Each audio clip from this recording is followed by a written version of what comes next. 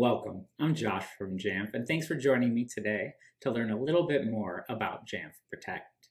Now, before we get started today, I'm going to briefly pause on our forward-looking statement to give you a quick chance to review. For a more detailed reading, see the resources below.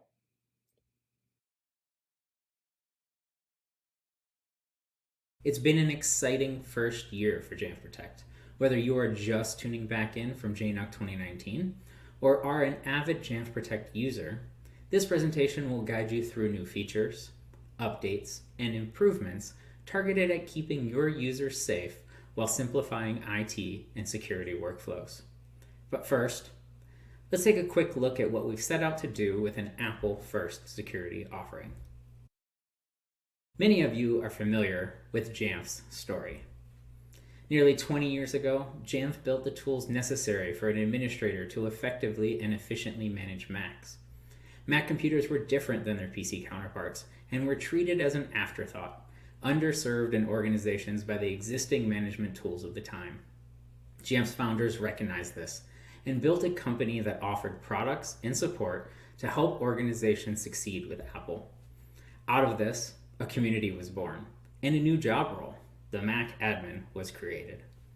Our vision for Apple-centric security products parallels this story in many ways. macOS is as different today as it was when Jamf was founded. And while Jamf leads the way in a healthy market of Apple management products, the macOS community is still underserved when it comes to endpoint security. Many Mac admins have felt this pain.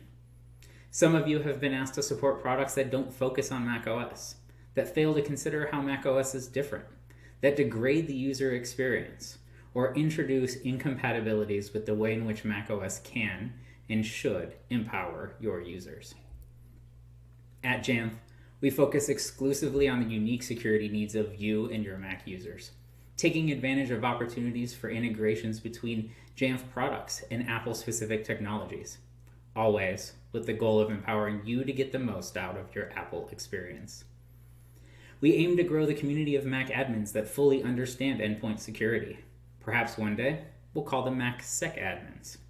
And we aim to support existing teams of security analysts to better translate what they traditionally know on the Windows side into deep technical knowledge of the security on a Mac. With this vision in mind, let's dive into what's new in Protect. Rewinding again a bit to JNUC of 2019, we launched Jamf Protect to monitor, detect, and report on suspicious endpoint activities across your fleet. In this past year, we've augmented and improved our on-device analytics at the heart of these detections in response to newly discovered threats or our own malware research. In addition to our own detections, we also gave organizations visibility into built-in macOS protections and configurations, collecting real-time data about threats stopped by Xprotect, Gatekeeper, and MRT, data that is often difficult to extract and centrally collect for use by your IT and security teams. And last year, we showed you how Jamf Pro and Jamf Protect can work together to automatically respond to these detections to isolate a threat. Well, this year, in response to some of your most popular requests, we've added two major new features to give you the opportunity to consolidate the number of agents required on your computers and to improve the security posture of your organizations, especially when working, learning, or caring from anywhere. First, we added AV-like capabilities to automatically prevent and quarantine known malware at launch time. This turnkey feature puts your user experience first and gives you a modern, Mac-specific alternative to traditional Windows-first antivirus. Secondly, we've extended our centralized collection capabilities to target filtered, unified logging events. This feature proactively collects data that can be used to diagnose IT issues, create audit and compliance records, or hunt for threats on your endpoints. The data is filtered and forwarded in real time as an extension to the unified logging subsystem. In a world in which retroactively accessing a user's computer and looking through their logs is no longer the most viable option, this feature can save time, energy, and unlock new workflows. To further understand Jamf's high-level approach to endpoint security, it helps to first understand how it aligns to Apple's approach. If you tuned into WWDC, you once again heard the themes of privacy, security, and user experience at the forefront of Apple products. Apple leverages on-device intelligence in features like sharing suggestions in the Photos app and tracking preventions in Safari, ensuring that your most private data stays local to your device. At Jamf, we take the same approach to detecting bad behaviors on your devices. Now, Apple's desire to maintain end-user experience, security, and privacy is also evident in their decision to move security products away from business as usual in the kernel, which has had huge impacts in these areas in the past. In Catalina, Apple released the Endpoint Security Framework and system extensions to provide an architecture that allows Apple to maintain these priorities while continuing to support third-party endpoint security products. Jamf Protect builds upon this modern architecture. The adoption of the Endpoint Security Framework is fundamental to day-of-release support and to avoiding highly disruptive kernel issues throughout your fleet, while still retaining the power to authorize activities as if operating at the lowest level. In our GA release of Jamf Protect, we rolled out our first feature that adopted the framework, called Custom Prevention. You can leverage this feature to restrict applications, potentially unwanted programs, or even specific developers or vendors in your environment. Earlier this year, we took this a step further to deliver anti-malware and antivirus-like prevention capabilities. At the heart of this feature, our in-house macOS security experts curate a known bad signature database, distinct from our dynamic activity-based analytics. This signature database includes Mac-specific malware, but also extends to adware and grayware, giving you out-of-the-box protection against not only major threats, but also those undesirable or undisclosed behaviors that don't quite fall into that most severe category. As a platform, macOS isn't as aggressive about these types of problems, and understandably so. They put the ultimate trust and control in the hands of their end users wherever possible. They won't stop the user that wants to run that photo cleaning app that does next to nothing but also installs adware with the user's consent. But Jamf firmly believes that these types of applications have no place in an organization. Now, Apple imparts trust to developers and apps via signing and notarization, and if that trust is violated, let's say by developing and signing malware, Apple will often revoke that trust. Jamf Protect extends this philosophy of developer reputation, particularly as it relates to adware and grayware. For example, if a developer certificate has authored or even packaged with known adware, by default, we won't trust other software or packages signed by that developer in order to keep you most secure. Our threat prevention database covers tens of thousands of macOS-specific bad samples, including scripts, apps, and binaries, and hundreds of reputationally untrusted developer IDs. This database is updated regularly and has grown more than 20% since May, as new variants and malware families emerge and are included. Recently covered threats include EvilQuest ransomware variants, for which we have a strong signature, and the novel new, previously notarized packages that were used as the delivery mechanism for new variants of other threats. So how exactly does our threat prevention feature work? Conceptually, it's quite straightforward. Each time a user launches a new executable or script, Jamf Protect is asked to authorize it before it runs. If we detect the sample is known malware, we deny its execution and report it to our Jamf Protect cloud and your central repository of record. So let's see it in action. First, as an unsuspecting end user, I've been tricked into attempting to execute a known bad application. We note that it's immediately removed from the desktop and placed into quarantine. Jamf Protect informs me that it blocked the application because it was determined to be malicious or unwanted, and reports the blocked application to the Jamf Protect console and your SIM. For many organizations, this will be enough to satisfy your antivirus capability needs. You've covered for my mistake, prevented known malware, and have automatically quarantined it so that I don't do it again. For those organizations looking for an extended workflow, Jamf Protect can be configured to trigger a response via Jamf Pro. Here, I am informed that IT is taking further action and cleaning up after my mistake. In this case, in preparation for your security team's request and to accelerate their investigation, you choose to gather artifacts for the security team to analyze. I'm sure many of you have gotten that call from security, asking for details on ownership, installed applications, and a bunch of other information for a specific device. Many of you may remember a day where you had to look up the device in hardware inventory and reach out to the user via email asking for info. Today, you log into Jamf Pro and you pull up the correct computer record. Without even having to ask for info, inventory information is readily available so you can supply it to security.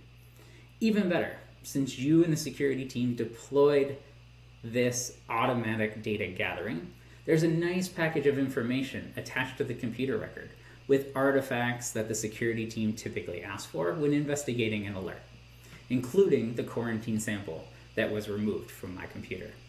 You've just saved yourself a ton of time. Now, not to be forgotten, our dynamic activity-based detections can also leverage the Jamf Pro workflow. In this example, an unsuspecting user again falls for the good old fake flash installer trick. I visit a website and it tells me that my flash is out of date. I've heard from IT and security that I should always update my software, so I happily install it. Well, Jamf Protect detects that this flash player is not the real deal. And because you've set up an isolation workflow for this detection, turning an alert automatically into action, I almost immediately disconnect from the internet via Jamf Pro, isolating this unknown threat to my computer, cutting off its ability to spread to other computers on the network, and restricting its ability to access hosted company resources. Both flavors of detections you just saw are important to a holistic approach to catching known and emerging threats on your macOS endpoints. If you are interested in learning more about our combined signature and behavior-based approaches, as well as the current macOS threat landscape and trends in macOS attacks, you should check out this talk by our macOS security experts, Jaron and Patrick. So while threat prevention leverages macOS frameworks to block, quarantine, and respond to known threats, unified log forwarding extends visibility into macOS activities and centralizes a rich dataset made available by the macOS Unified Logging Framework. The Unified Logging Framework backs console.app, a utility that many of you likely know very well. There's a goldmine of data that you can filter and query here. Jamf Protect allows you to register filters to proactively stream to a data store of your choosing from across your entire fleet. In today's environment of work from anywhere, it may be more important than ever to centralize this data. Up until now, this feature required a connection to your central repository directly from your endpoints. This requirement has presented challenges to many of you now that your endpoints may no longer primarily be on network for a large portion of the day, even virtually. So now you can send this data through the Jamf Protect cloud and into an S3 bucket owned by your organization.